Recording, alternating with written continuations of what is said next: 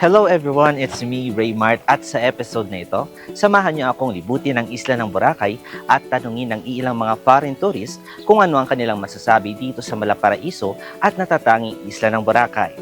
Dito lang yan sa I Love Boracay.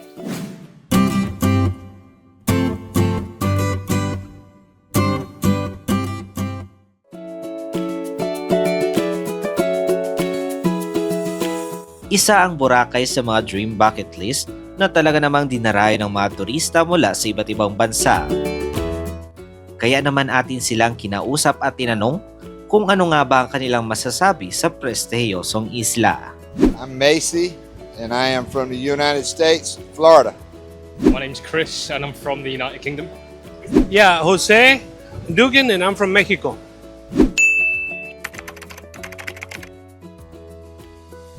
Well, I'm here with a group from my church. We're doing missions.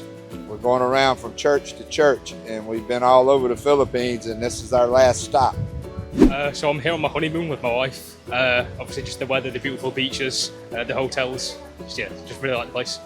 My girlfriend always said it was beautiful, and she's Filipina, so I decided to come and check it out.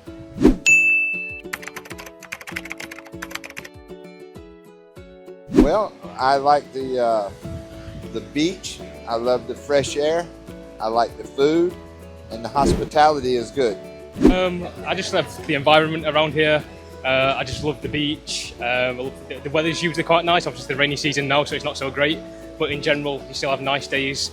And I love the people around here as well. Oh, because it's beautiful. The people, the culture, the traditions. Your people are genuinely warm, and I really like that. And on the beaches are beautiful.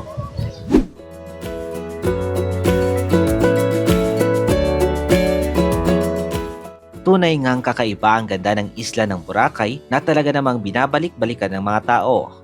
Ikaw, nakapunta ka na ba dito sa Boracay? Kung hindi pa ay ano pang hinihintay mo? Don't miss out the chance na ma-experience ang kakaibang summer vibes sa Paradise Island of Boracay. Huwag kalimutang i-like at i-follow ang aming Facebook at YouTube page at i-comment down kung meron kayong greetings at kung hanggang saan nakarating ang video na to. Sa muli, ako si Raymart at ito ang I Love Boracay.